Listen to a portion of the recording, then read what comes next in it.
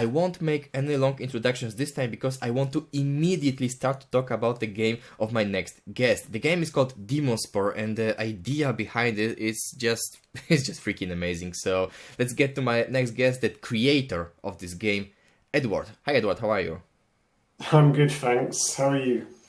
Like I said, I'm super excited because when I found out about your game and I took a look what it is, it was like the idea is so simple. You play as a guy who fights the constantly growing tentacle monster, but there's something brilliant in its simplicity. So please tell me, how did you come up with such idea?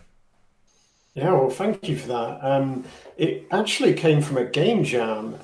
It was a game jam that I did where the theme was chaos, and it had me thinking about chaos theory and like creating images from geometrical patterns. And I've had this idea of creating this kind of branching pattern, and then I wanted to, add gameplay to that. So I thought, okay, well, what happens if you slice one of these branches off? It could destroy the rest of the branch, and that was kind of like the core idea that everything started to build on top of. So I started creating this kind of retro shooter, like very abstract graphics, very simple, just these branching patterns that you could slice off.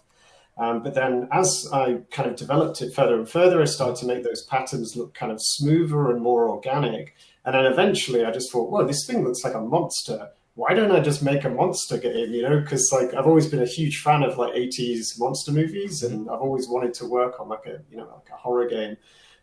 So yeah, it evolved basically, and then eventually, I started to work on, adding this theme and this idea of you being inside this lab with this experiment that's basically gone wrong, and you're just trying to get the heck out of there, escape as quickly as possible as you're fighting through this constantly growing mass. It's a very good example that game jams are just amazing places when you never know what will come up to you then. Definitely, yeah, you really do. And honestly, this game has grown out of control because it was just something very small and simple to begin with, but it's really evolved over time. So yeah, I'm looking forward to finishing it for sure. At the moment, like the stage the game is at, it's quite action based and quite frenetic, which you can kind of see in the trailer. But what I'm adding at the moment is a lot more interaction into the game in terms of the environment. So you're just a simple scientist, you're not like Rambo or something.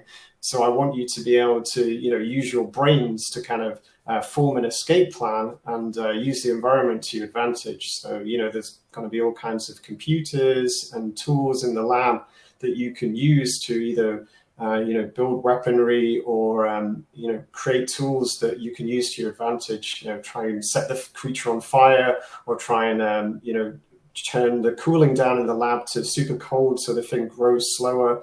Also like manipulate objects in the environment. The creature is like trying to eat something, so you want to move that away in case it eats it and then transforms. So all kinds of interactions really is sort of what I'm working at the moment to make it so that it isn't actually just shooting. There's a lot more to it as well, and you've really got to use your brains rather than just your brawn to survive and get out of there.